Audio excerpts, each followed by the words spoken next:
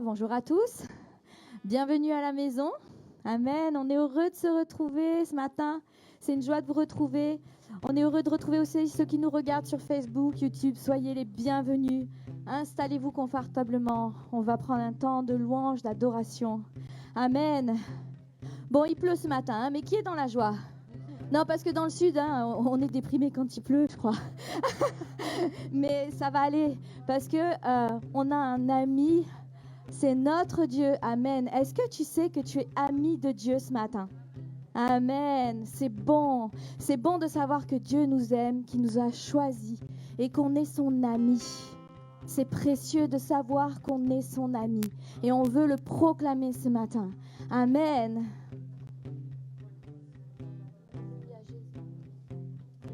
Seigneur, Amen. Prends toute la place ce matin. Tu es notre ami Jésus. Qui suis-je pour que tu sois attentif à moi? Quand je t'appelle, tu m'entends. Amen. Est-il vrai que tu penses tellement à moi, que tu m'aimes? Quelle grâce! Je suis ami de Dieu, je suis ami de Dieu, je suis ami de Dieu, il m'a choisi. Proclame-le ce matin. Je suis ami de Dieu, je suis ami de Dieu, je suis ami de Dieu, il m'a choisi. Amen. Qui suis-je pour que tu sois attentif à moi? Quand je t'appelle, tu m'entends Jésus, tu m'entends. Est-il vrai que tu penses tellement à moi, que tu m'aimes? Quelle grâce! Je suis ami de Dieu, Amen. Je suis ami de Dieu, je suis ami de Dieu, il m'a choisi. Proclame-le, je suis ami de Dieu, je suis ami de Dieu, je suis ami de Dieu, il m'a choisi. Dieu tout-puissant, Dieu de gloire, oui, tu m'as choisi. T'as choisi, crois-le ce matin. Dieu tout-puissant, Dieu de gloire, oui, tu m'as choisi. Je suis ami de Dieu, Amen. Je suis ami de Dieu, je suis ami de Dieu, il m'a choisi. Proclame-le, je suis ami de Dieu, je suis ami de Dieu, je suis ami de Dieu, je suis ami de Dieu, je suis ami de Dieu, il m'a choisi, il m'a choisi. Il m'a choisi.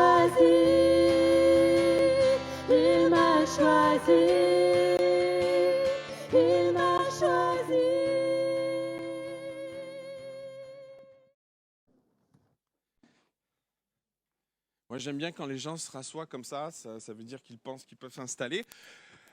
Moi, je vais vous demander une chose, c'est de vous saluer. Ça vous va? On va mettre de nouvelles habitudes. C'est important de se saluer. C'est très biblique. C'est très fraternel. Alors après, derrière, c'est vrai, il y a le Covid, il y a tout ce qui va avec. On est d'accord, on est prudent, on ne touche pas trop. Mais on fait exister l'autre. Amen. Je suis heureux de vous retrouver ce matin, de pouvoir partager la parole de Dieu avec vous et de pouvoir ouvrir quelques instants dans la parole, ce que Dieu a mis sur mon cœur. Je voudrais ce matin introduire mon message par une citation d'un philosophe anglais du XVIe siècle qui va dire « Savoir, c'est pouvoir ». Ce monsieur, c'est Francis Bacon qui, à un moment donné, va énoncer cette expression et je la trouve tellement intéressante et à bien des égards vraie. Savoir, c'est pouvoir. Et c'est vrai que le fait de savoir, ça nous permet de faire plein de choses. Savoir, ça, même je vais dire quelque chose, savoir, ça rassure.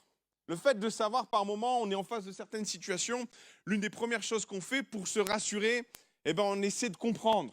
On essaie de prendre les informations et puis ça vient rassurer une partie de nous. Et d'ailleurs, je vous dirais, on est constitué de cette façon-là pour prendre des décisions, par moments des décisions importantes. On lit le contrat, on essaie de comprendre ce qu'il en est et on se rassure en apprenant, en sachant de quoi il s'agit. Qu'est-ce que vous en pensez? Savoir, quelque part, c'est aussi pouvoir, en effet. C'est pouvoir amorcer une décision. Et le fait de ne pas savoir,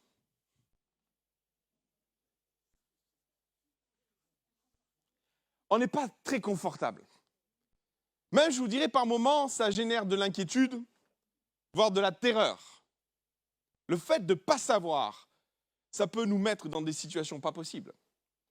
Il y a des années de ça, on habitait on habitait dans le Vaucluse, on n'était pas très loin du Mont Ventoux. Est-ce que vous connaissez le Mont Ventoux? Alors, on connaît bien le Mont Ventoux parce que c'est une belle ascension du Tour de France. C'est l'une des plus célèbres d'ailleurs. Elle est bien connue, cette ascension. C'est un mont qui culmine à près de 2000 mètres d'altitude. C'est vraiment une belle montée pour ceux qui l'ont faite. Et bien souvent, on passe à côté d'un détail, c'est que le Mont Ventoux est au centre d'un parc forestier immense. Plus d'une centaine d'hectares, c'est vraiment très grand, plusieurs centaines d'hectares, vraiment, c'est vraiment immense. Et ce qui est intéressant dans ce que je vais vous partager, c'est que quand on arrive à la période d'automne, cette région de France, ce Mont Ventoux, cette forêt, elle est magnifique à bien des égards, il y a les odeurs, il y a les couleurs et il y a les champignons.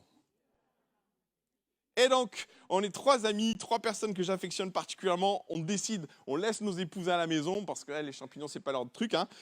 Il y a quelqu'un qui a dit amen. Et on part sur le Mont Ventoux à 3, tout l'après-midi. On cherche des champignons, on en trouve quelques-uns. Et la nuit commence à tomber, c'est vers les 18h. Je me rappellerai toute ma vie ce moment-là, vers les 18h, la nuit commence à tomber. Et là, on se retrouve plus que 2. On en a perdu un. Et vous savez, ce qu'il ne faut surtout pas faire là, dans ces moments-là, c'est d'aller le chercher. C'est ce que j'ai fait. Je suis allé à la recherche de mon ami perdu. J'ai laissé mon autre ami près de la voiture. Je lui ai dit, si on ne revient pas, t'appelles les pompiers, t'appelles qui il faut. Et du coup, il est resté à la voiture. Moi, je suis parti à la recherche. Et vous savez ce qui se passe? Il y a 2 perdus. Donc, mon ami était perdu. Moi, je me suis retrouvé perdu. Et au moment où je me trouve perdu, c'est nuit noire. Et vous savez, dans des moments comme ça, vous êtes en plein milieu de la forêt, vous entendez des bruits, des choses. Et là, vous savez, il y a des passages qui prennent tout leur sens. Quand je marche dans la vallée de l'ombre de la mort, je ne crains aucun mal, car tu es avec moi. On s'auto-rassure avec des versets bibliques. On se dit, tout va bien se passer, t'inquiète pas, Pierre, tout va bien. Puis vous savez, vous avez des pensées comme ça. Bon, alors Pierre, si tu es en mode survie, autant pas trop gaspiller d'énergie si tu passes la nuit dehors. On est dans des réflexions comme ça, mais on s'auto-rassure, on se dit, Seigneur, tu veilles sur moi quand même, il n'y a pas de problème. Jusqu'au moment où je suis en train de marcher et je me retrouve nez à nez avec une biche. Ouais. Je la regarde, elle me regarde, on se regarde, je la re-regarde. Et vous savez, dans votre tête, il se passe un truc bizarre. Vous vous dites, jusqu'où t'es allé pour te retrouver au milieu des bêtes sauvages? Et là, il y a un coup de panique. La biche n'a pas paniqué, elle. Par contre, moi, oui. Et comme on est en pente, vous savez, je me suis mis à galoper. Je me suis dit, oh, c'est pas possible, je peux pas rester là. Et je me suis mis à galoper. Je me prends une racine, on est dans le noir. Hein, je me gamelle. Et je dévale la pente comme ça. Et je tombe dans de la feuille. J'ai mal partout. Je suis blessé, j'en peux plus. Il fait nuit, c'est le noir complet. Et je me retrouve en bas. Et là, en bas, au milieu des feuilles, j'ai dit, je suis où? Je suis perdu, je sais plus où je suis. Ça vous est arrivé un truc comme ça? Non? Non, hein? Mon appréhension, c'est de tomber sur un sanglier, à ce moment-là précis. Et je me dis, bon, de toute façon, le mieux à faire, c'est de redescendre. Donc j'ai mal parce que je me suis blessé au passage. Je continue à descendre ma montagne. Et pas à dos de cheval, hein, pour le coup, hein, là, ça aurait été pas mal.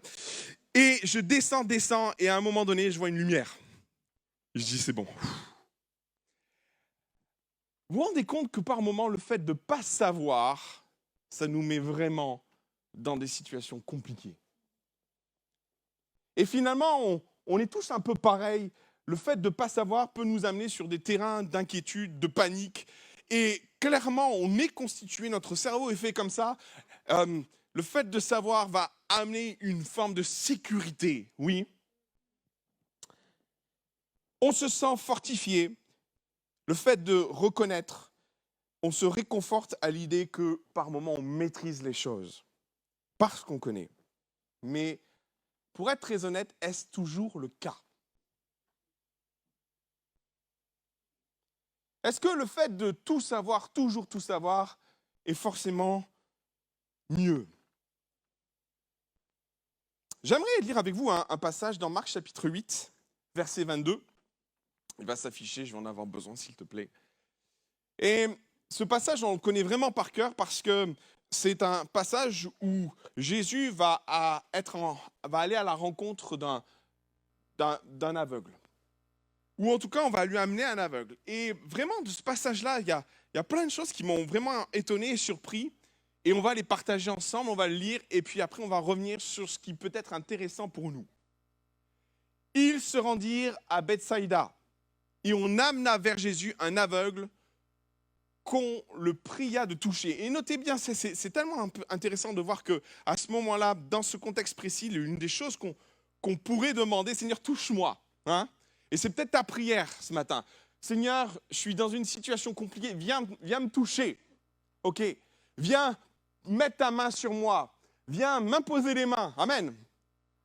Et notez ce qu'il dit, verset 23, il prit l'aveugle par la main et le conduisit hors du village, puis il lui mit de la salive sur les yeux, lui imposa les mains et lui demanda s'il voit quelque chose. On va rester là quelques instants. Oh, j'ai besoin d'un volontaire, mais je peux choisir quelqu'un ce matin. Est-ce qu'il y a un volontaire? Julie, tu veux bien être ma volontaire, s'il te plaît? Elle est contente, Julie. Viens, Julie. Ça ne va pas durer longtemps, je te rassure. Je vais te demander de fermer les yeux. Tu veux bien? Tu fermes les yeux, vraiment. Hein? D'accord? Vas-y, ferme les yeux. On va se mettre quelques instants à la place de notre ami aveugle, que Jésus va prendre avec lui. Et vraiment, c'est très important parce que quand on lit ce passage, on ne réalise pas trop ce qui se passe. Mais Jésus va prendre l'aveugle par la main, comme ça, et puis il va l'amener. Il va balader l'aveugle. Ça va, t'es à l'aise? Ouais, hein, en effet. Hein. Et il va balader, et on ne sait pas combien de temps cette histoire va durer. Hein. Alors on va monter. Hein. Regarde, là, il y a des marches, fais attention, voilà. Voilà. Ouais, voilà. Et vous comprenez attention, il y a des pupitres partout, là. Ouh là là, ouh là là. Ça va? Parfait. T'es sûr? Pas du tout. Ouais, pas du tout. Et on va redescendre les marches maintenant. Ah, oh là là, tu es en train de toucher. Voilà, viens, voilà, descends. C'est bon, tu y es presque. Voilà. Vas-y, descends. Bravo, on peut l'applaudir. Il prit l'aveugle par la main. Qu'est-ce que tu as ressenti? De la crainte, j'étais perdue et j'avais pas de point de repère. Vas-y, c'est parfait. Merci beaucoup, elle a fait mon message. Merci beaucoup, Julie. On ne réalise pas ce qui est en train de se passer, mais quand Jésus décide de prendre l'aveugle par la main, il décide de la mettre en insécurité. Ouais. Alors vous savez, par moments, dans ce qu'on vit et dans les situations qu'on vit tous, hein, on vit des situations où on ne sait plus où sont nos repères, on est complètement balancé, nos projets tombent à l'eau, tout est en train de s'écrouler et on dit « Oh Seigneur, c'est l'ennemi !» Vous êtes sûr? Vous êtes sûr de ça? Je pose la question parce que dans ce passage-là, c'est Jésus qui amène l'aveugle. Et pour autant, comprenez une chose, hein, tout en tenant la main de l'aveugle, ça ne rassure pas forcément l'aveugle. Hein. On est d'accord? Pour autant, c'est Jésus qui conduit l'aveugle sur un terrain d'insécurité. Et notez bien, tous les détails sont importants parce que dans ce passage-là, que fait Jésus? Et c'est quelque chose qui, moi, m'a souvent interpellé. il va le prendre par la main et le conduisit hors du village. Vous savez, le village, peut-être pour quelqu'un qui est... Dans la ville où on habitait, on avait quelques familles de personnes qui étaient des non-voyants et on les voyait circuler dans la ville, ils amenaient leurs enfants à l'école, on les voyait fonctionner. Certainement qu'ils avaient des habitudes de fonctionnement, d'accord? Mais là, ce que fait Jésus, c'est que toutes les habitudes que ce pauvre aveugle, malvoyant pouvait avoir, elles explosent. Tout ce qui pouvait le rassurer, ça explose. Et c'est étonnant parce que peut-être Jésus, quelque part, il aurait très bien pu faire le miracle à Bethsaïda. Qu'est-ce qui se passe, Jésus? Qu'est-ce que tu es en train de faire? Et finalement, peut-être c'est ce que tu vis là actuellement. Tu es en train de te dire, hey, Seigneur, pourquoi ça bouge autour de moi? Pourquoi tout change? Pourquoi tout ce qui me stabilise est en train de disparaître? Pourquoi c'est la panique? Parce qu'enfin, on ne sait pas combien de temps ça va durer cette histoire. On ne sait pas combien de temps Jésus va le trimballer. Ça a peut-être duré 10 minutes, 5 minutes. On ne sait pas combien de temps Jésus va tirer cet homme par la main et va l'amener. On ne sait pas trop où. Une chose est sûre, c'est que clairement, Jésus a entrepris, excusez-moi, de déstabiliser cet homme. Est-ce que c'était la volonté finale de ce que Jésus est en train d'entreprendre? Non, ce n'est pas sa volonté première de déstabiliser cet homme. Une chose est sûre, c'est que Jésus a pris cet homme et l'a amené sur un terrain inconnu, l'a amené dans une zone où il n'est pas forcément dans son confort. On dit souvent, on parle souvent que Dieu par moment nous amène sur notre zone où on n'est pas, il nous sort de notre zone de confort. Hein, on entend souvent ce terme-là. Mais pour le coup, là, dans ce passage-là, c'est tellement vrai.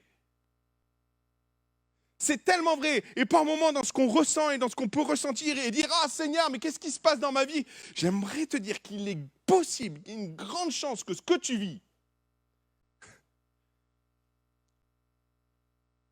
c'est le fait que Jésus te prend par la main et te sorte de ton village, où il y a tes repères, où il y a tes habitudes, où il y a tout ce qui te rassure. Et t'amène à peut-être à dire « Mais Seigneur, mais attends, mais je ne comprends pas. » Alors oui, en effet, tu sens la main de Dieu, le Seigneur est là, puis il te rassure. Mais pour autant, dans ce que tu vis, tu dis « Ah, je suis dans l'œil du cyclone, qu'est-ce qui se passe ?» Non, non, non, non, c'est juste Jésus qui t'amène hors du village. C'est juste Jésus qui est en train de te prendre par la main et en train de te conduire dans une terre peut-être inhospitalière, dans un contexte où peut-être tu te dis aujourd'hui « Mais je suis perdu. Je ne sais plus où j'en suis.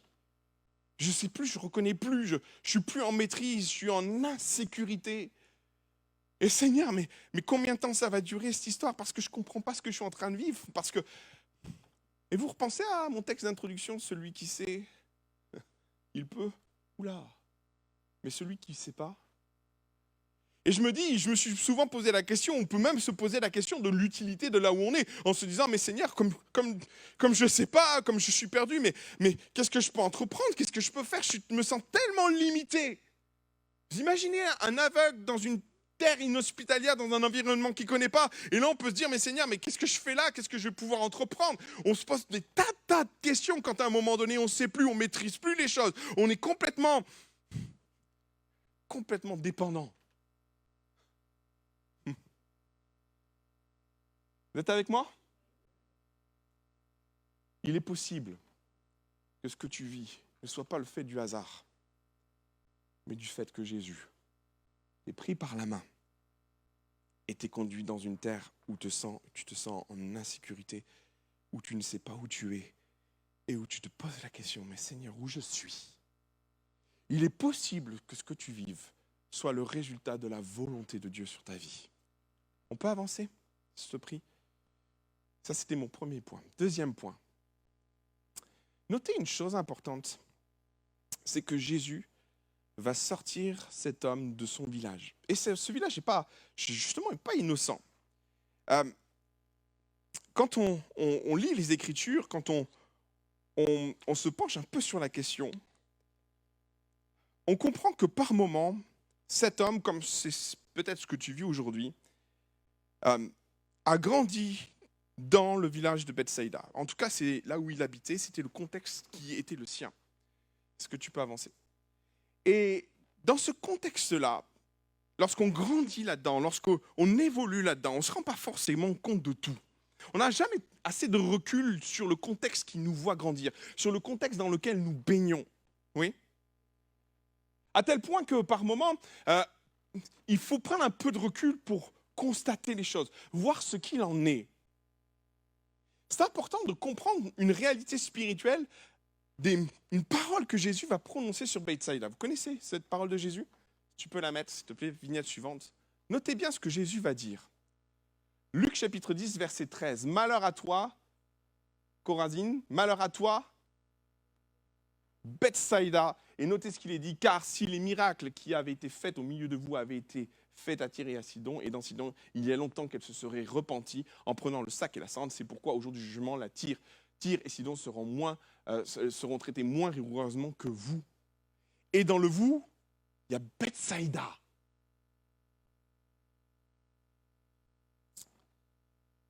On ne réalise pas l'influence du contexte dans lequel on se trouve. On ne réalise pas combien par moment le lieu et l'environnement dans lequel on est peut être toxique. Au point que même par moments spirituellement, celui-ci vient nous tirer vers le bas. Lorsqu'on a déménagé, on allait partir sur la région parisienne, donc mon épouse allait accoucher. Et je me rappelle de cet entretien qu'on avait eu avec un spécialiste du déménagement. Et on l'a fait venir en juin pour préparer notre déménagement. On était fin juin. Je crois que Camille était née. Et elle venait de naître. Et on fait venir ce spécialiste du déménagement. J'avais pris un spécialiste de la liaison Provence-Paris. Je me suis dit, on va s'appuyer sur des compétences des gens qui savent de quoi ils parlent. Hein. Et du coup, on le fait venir à la maison. Et à cette époque-là, en juin, nous n'avions toujours pas, mi-juin, nous n'avions toujours pas notre logement. On ne savait pas où on allait. Et à ce moment-là précis, lorsque ce monsieur vient, il nous dit, bon, alors quand est-ce que vous partez? On lui donne la date. Et vous allez où? En région parisienne, pas de problème. Et il nous dit, où est l'adresse? On n'a pas d'adresse. Et là, il s'est mis à rigoler. Il s'est mis à rigoler très fort. Il a cru qu'on lui faisait une blague. On était à 1 mois et demi de notre déménagement. On ne savait toujours pas où on allait habiter en région parisienne. Et il s'est mis à rire, à rire, à rire. Et avec ma femme, on se regarde, on ne comprend pas trop.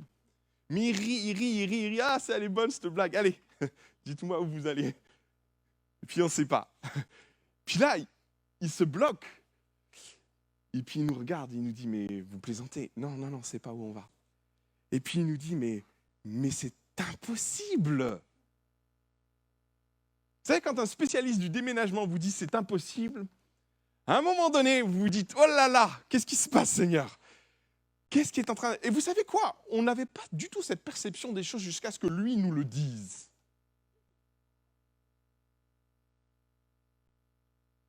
Alors quand il a dit ça, je me rappelle, j'ai appelé mes futurs collègues à Paris, je leur ai dit, écoutez, je pense qu'on a un problème, on n'aura pas de logement.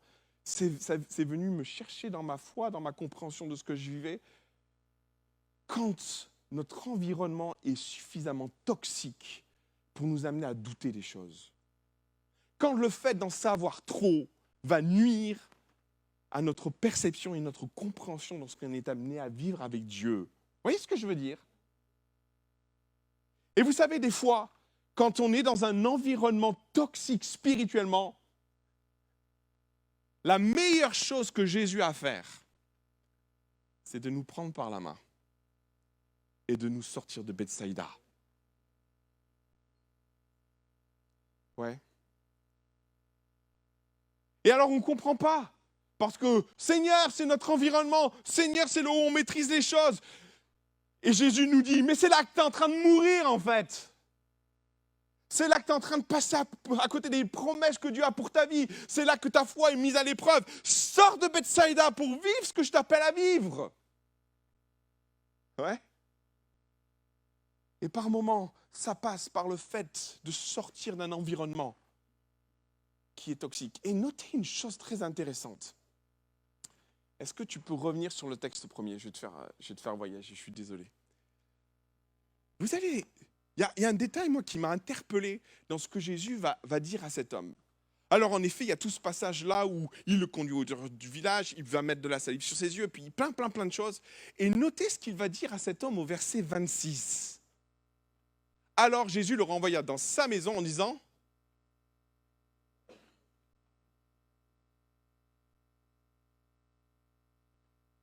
c'est toxique. Ça va altérer ce que tu viens de recevoir. Ça va polluer la bénédiction que j'ai mise sur ta vie. Ne rentre pas dans le village. N'y retourne pas. Ils vont casser ce que tu es en train de vivre. Ils vont détruire la semence que j'ai mise dans ton cœur. N'y va plus. Par moments, ce que nous percevons comme un élément de déstabilisation totale, c'est juste un élément que Dieu utilise pour nous sortir d'un contexte dans lequel on est en train de mourir. Et j'ai longtemps, ça m'a souvent interpellé, souvent que Jésus prenne le temps de prendre la main de cet aveugle, parce que Jésus se complique la vie. Il aurait très bien pu guérir cet homme-là, mais c'est vous dire l'importance d'un contexte. C'est vous dire combien Jésus est attaché à sortir de cet homme, de ce contexte, pour l'amener à vivre ce qu'il est appelé à vivre, parce qu'à un moment donné, il a conscience d'une réalité spirituelle qui nous échappe bien souvent, qu'on ne perçoit pas, parce qu'on est dans un ambiant qui fait qu'à un moment donné, même notre regard est voilé. Tout ce qui est autour de nous, on ne perçoit pas les choses, mais quand Jésus décide de nous prendre par la main, nous sort. Et là, il décide de parler à nos cœurs, de vrai dans nos vies. Il nous sort d'une ambiance, d'un environnement toxique pour nous amener à vivre vraiment ce qu'on est appelé à vivre. Tu es peut-être déstabilisé. Il y a tellement d'événements et de choses qui ont bouleversé ta vie sur les derniers mois, sur les dernières années. Et tu vis ce trouble à l'intérieur de ton cœur, cette incompréhension qu'il y a, et tu te dis, mais Seigneur, pourquoi m'avoir sorti, pourquoi m'avoir amené sur ce terrain où je suis complètement perdu, où je ne sais plus, où je ne reconnais plus rien. La réponse, elle est là. Elle est la suite. Vous voulez bien qu'on la prenne ? Jésus sort cet homme, et voilà ce qu'il nous dit. Il prit l'aveugle par la main, le conduisit hors du village, puis il mit de la salive sur les yeux. Berk. Le mot en grec employé,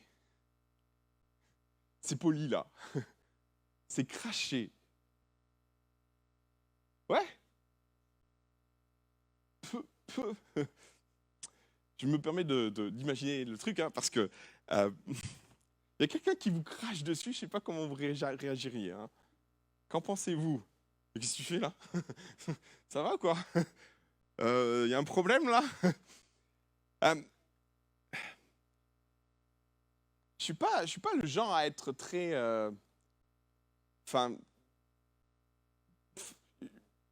quand je me suis perdu en forêt, je vais vous donner l'explication. Quand je me suis perdu en forêt, quand j'ai vu la lumière, vous savez, je n'ai pas trop réfléchi. Je suis allé à la maison, j'ai frappé à la porte. On m'a ouvert, j'ai dit ouf, il y a des gens. Et puis ils m'ont dit, oh, je suis perdu, il n'y a pas de problème, on va vous aider à retrouver votre chemin, on va vous aider à retrouver vos camarades et tout, il n'y a pas de problème. Ils ont été super gentils. Mais vous savez, une chose qui m'a interpellé, quand on vit des périodes comme ça, on n'est plus trop à cheval sur certaines choses. Est-ce que c'est 9h30 ? Bon, est-ce que ça vaut le coup que je tape à la porte, que je dérange les gens ? Peut-être qu'ils sont en train de manger. Peut-être que je vais attendre demain matin. Peut-être que ça sera mieux comme ça. Vous vous rendez compte qu'à un moment donné, il y a certaines inhibitions qui sautent. Certaines choses qui, dans un autre contexte, nous amèneraient à dire non, je ne vais pas faire ça. Moi, taper à la porte des gens dans une forêt noire et obscure à 9h30 du soir, je ne fais jamais ça. Je ne sais pas vous. Qui plus est des gens qu'on ne connaît pas. Puis même en y réfléchissant, on se dit, oh punaise, qu'est-ce qu'il faut au milieu d'une forêt, aussi loin, eux ? Quitte à un moment donné, bon. En plus, on est abreuvé de séries télé qui nous amènent à penser qu'on pourrait tomber sur un serial killer. Enfin bref, je vous passe les détails du truc. Qu'est-ce que font des gens au milieu d'une forêt, dans un trou perdu ? Non, moi j'ai vu de la lumière et je me suis dit, voilà le secours. Je ne suis pas sûr que si on avait dit à l'aveugle, écoute, on a un bon plan pour toi, il va te cracher dessus et tu vas retrouver la vue. Bon, C'est vrai, on finit un peu par être comme Naaman, hein, en face du Jourdain, et puis lave-toi 7 fois. Bah écoute, tu sais quoi, le Jourdain, moi je connais des rivières qui sont plus propres que ça. Hein. Et puis si c'est le cas de se doucher, se laver, écoute, moi je préfère faire ça chez moi. On se rend compte que par un moment, Dieu permet que nous nous retrouvions dans des situations tellement complexes pour pas nous laisser le choix de l'intervention que Dieu veut amener dans nos vies. Et vous savez quoi, ça va nous bousculer sur la façon de comment Dieu va fonctionner. Et notez bien une chose, jamais Jésus va fonctionner comme ça ailleurs. Hein. Jésus va toucher les gens, Jésus va leur parler, Jésus va les relever, va les tirer vers le haut. Non, il n'y a aucun autre passage où il est dit que Jésus va cracher sur les gens. À la limite, vous direz, bon, mais par moment, mes frères et sœurs, Dieu permet de nous sortir de contexte pour bousculer notre façon de voir les choses, pour nous bousculer sur la façon de comment Dieu va agir dans nos vies. Et parce qu'on est dans une totale insécurité et que finalement, à un moment donné, Seigneur, la seule chose qui importe, c'est de trouver la lumière au bout. Peu importe la tête de la lumière, ça nous va en fait. Non? Et c'est là que Jésus vient nous bousculer parce qu'à un moment donné, peut-être dans un contexte, on dirait, écoute Seigneur, si tu voulais juste parler, ça serait suffisant. Hein. Et c'est là que Dieu nous bouscule dans sa façon d'opérer parce que c'est dans ce contexte-là que Dieu peut opérer de la façon dont il a choisi d'opérer dans nos vies. Et pas de la façon dont on voudrait qu'il opère. C'est quand on se retrouve dans ces situations-là où les choses nous dépassent, où par moments on est perdu et puis on est livré un peu à nous-mêmes, que c'est ce temps-là que Jésus choisit pour opérer de la façon dont il veut opérer.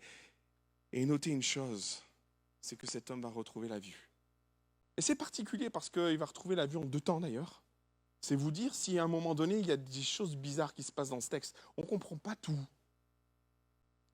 Mais il est une évidence.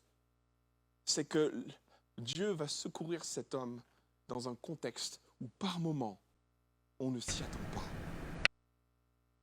Un contexte que j'ai appelé moi, insoupçonné. Mes frères et sœurs, dans ces zones où nous perdons pied, c'est par moments le terrain que Dieu a choisi pour manifester sa puissance. Il y a un passage qui est tout à fait similaire dans des approches.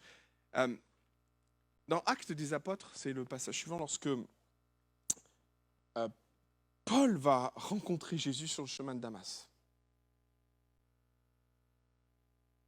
Il est une chose marquante, c'est que cet homme, qui est à l'époque Saul de Tarse, en train de persécuter l'Église, va rencontrer Jésus, et sa première rencontre, sa première touche, ce premier contact avec Jésus, ne va pas être sa guérison, ne va pas être sa conversion,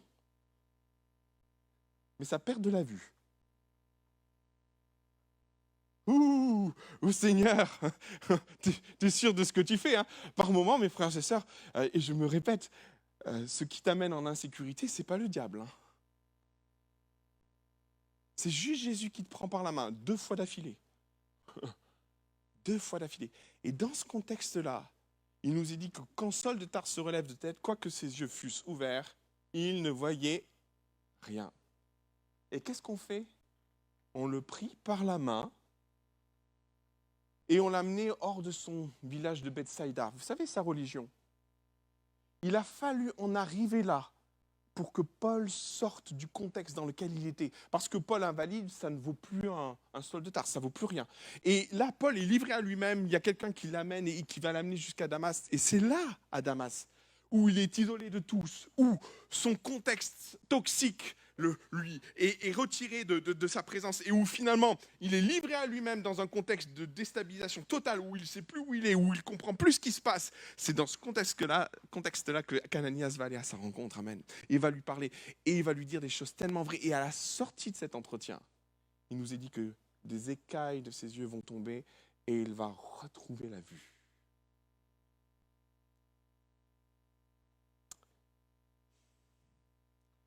On ne comprend pas toujours par les chemins par lesquels nous passons, on ne comprend pas toujours où Dieu veut nous conduire, où Dieu est en train de nous amener.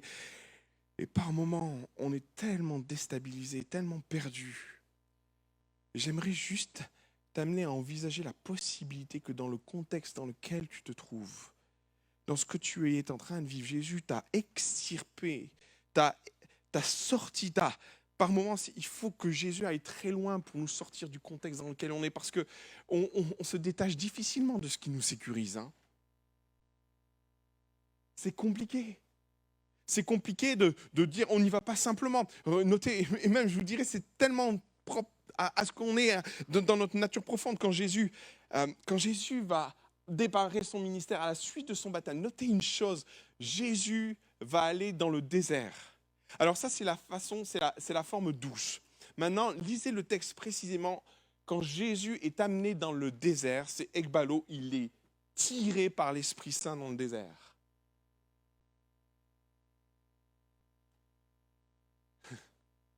Lisez bien le texte. Et là, c'est le Saint-Esprit qui est à l'œuvre. Mes frères et sœurs, par moments, il y a des étapes dans nos vies qui sont nécessaires pour nous amener à vivre ce que Dieu veut que nous vivions. Et l'extraordinaire ne se trouve pas dans ce qui nous rassure, dans ce qui va nous conforter. Par moments même, je vous dirais, c'est par moments même l'inverse. Dans ce qui nous stabilise, dans ce qui nous amène à vivre, on est enfermé. Dans une zone de confort, par moment, on est dans notre Bethsaïda. Et Jésus nous dit, malheur à ces villes, malheur à ces zones, malheur à ces zones, parce que leur incrédulité les a éloignés de moi. Aussi, je te sors de là pour que ta foi prenne vie et pour que tu puisses vivre la gloire de Dieu.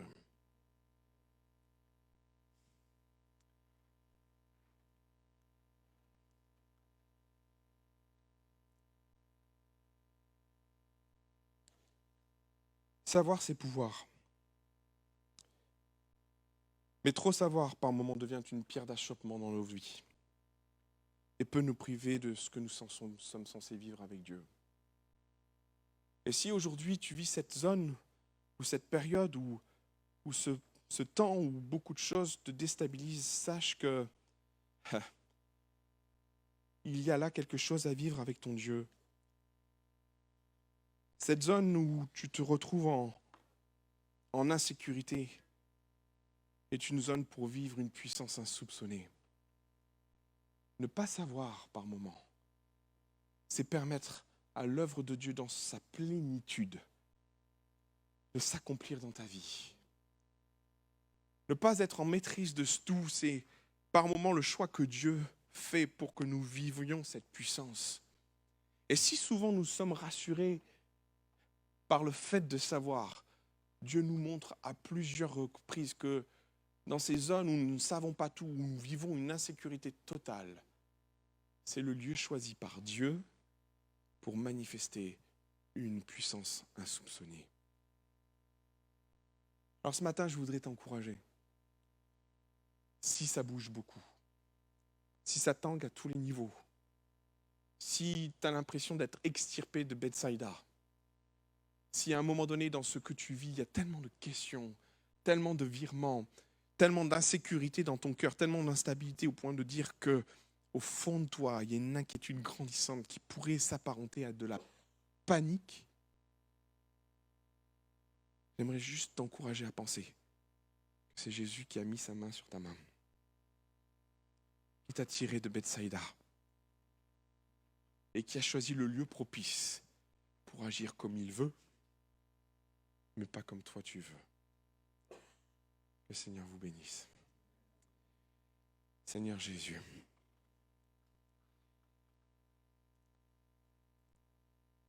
j'aimerais qu'on puisse prier les uns pour les autres. Vous voulez bien?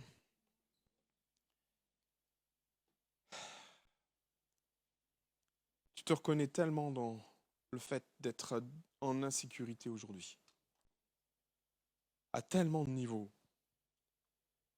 dans tellement de domaines de ta vie. C'est peut-être professionnellement, c'est peut-être familialement parlant, c'est peut-être... Ça tourne tellement. Et ça génère tellement d'inquiétude, de panique dans ton cœur. Et tu te poses des questions sur le pourquoi, du comment de ce que tu vis. Et j'aimerais juste te rappeler une chose, c'est que Jésus est avec toi.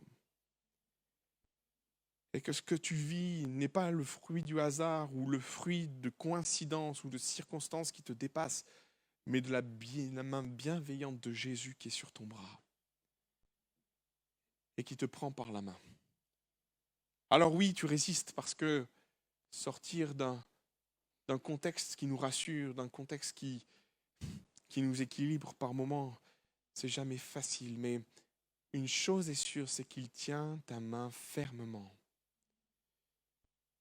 Et là, alors que le Saint-Esprit est en train de commencer une œuvre en toi, bouscule les choses en toi, bouscule tes compréhensions, tes idées reçues sur la façon de comment Dieu doit agir, sur la façon de comment Dieu doit faire les choses. Il est en train de te sortir d'un contexte spirituel, peut-être délétère, quelque chose qui nuit à ta santé spirituelle. Tu t'en rends pas bien compte parce que tu es dans ce contexte-là, tu connais que ça et tu n'as vu que cela. Et alors que Jésus t'extirpe, c'est le moment que Jésus a choisi d'œuvrer d'une façon tout à fait particulière. Alors oui, tu n'es plus au détail près. Tu vois la lumière et tu es déjà heureux de la voir. Et elle te bouscule dans la façon dans laquelle Dieu se met à l'œuvre dans ta vie parce que Dieu fonctionne de plein de façons différentes. Mais là, il te surprend. Mais sache que dans cette action que Dieu est en train d'entreprendre, qui est en train de te surprendre, c'est la voie que Jésus a choisie pour t'ouvrir les yeux. Et celui qui ne voit pas va voir. Peut-être tu es sur ton chemin de Damas, et comme Paul, ta vision est affaiblie, et puis tu ne vois plus rien. Ton avenir est complètement obscur, et il y a tellement d'éléments qui font qu'aujourd'hui, tu ne sais plus où tu vas aller, comment les choses doivent se mettre en place dans ta vie. J'aimerais prier avec toi. J'aimerais t'encourager dans cette zone de tourmente. T'encourager à percevoir et à sentir la main de Jésus sur ton bras. À comprendre qu'un contexte doit s'arrêter sur ta vie pour laisser place à une autre chose. À une action manifeste de Jésus. Je voudrais t'encourager à vivre ce que Jésus veut que tu vives actuellement. Et alors que tout bouge et que la panique est dans ton cœur, j'aimerais juste t'encourager à dire, Seigneur, tu sais toi. Si tu sais toi, alors je peux. Si tu sais toi, Jésus, alors moi je peux. Je peux avoir confiance. Je peux vivre cette paix. Et je peux m'attendre au miraculeux de Dieu. Ce matin, je voudrais t'encourager, je voudrais prier avec toi. Et si ce message a parlé à ton cœur, j'aimerais juste t'inviter à te lever là où tu es. À dire, Seigneur, c'est pour moi ça. C'est pour moi ce message. Et il n'y a pas de problème. Je voudrais t'encourager à juste manifester une prière dans ton cœur, de dire, Seigneur, je panique un peu. Et je ne comprends pas ce qui se passe. Et dans cette zone de panique, Jésus a un message de paix, d'espérance. Et il veut se manifester en toi. Est-ce qu'il y a d'autres personnes qui veulent se lever? On va prier dans 2 minutes. Prends et la liberté ce matin dans l'assemblée, tu es au milieu de tes frères et sœurs. Il n'y a pas de regard de jugement ou de curiosité là-dedans. Il y a juste une prise de position de dire, Seigneur, je veux rentrer dans cette confiance. Vous voulez bien prier avec moi? Plusieurs personnes sont debout ce matin. On élève la voix ensemble, vous voulez bien? Seigneur Jésus, on te prie pour tous nos amis, nos frères et sœurs qui se sont levés au milieu de nous. Et alors qu'ils sont dans ce contexte-là, alors qu'ils ont le sentiment d'être étirés, extirpés de ce qui peut sembler être leur zone de confort. Mon Jésus, je te prie de venir parler à leur cœur. Je te prie de venir mettre ta paix déjà dans leur cœur. Ma prière, elle est simple. Je te prie qu'ils sentent ta main sur leurs mains. Qu'ils puissent sentir ta main sur leurs mains. Je te prie aussi, mon Dieu, alors que nous nous approchons de toi, que cette période qui s'apparente à une rupture par moment où Dieu permet de nous sortir de notre Bethsaïda. Il y a un contexte malsain, il y a un univers malsain, il y a quelque chose qu'on ne percevait pas, qui nous tirait vers le bas. Seigneur, on fait le refus que Bethsaïda nous tire plus vers le bas. Et on accepte que par moment, Jésus nous extirpe, nous fasse sortir du village.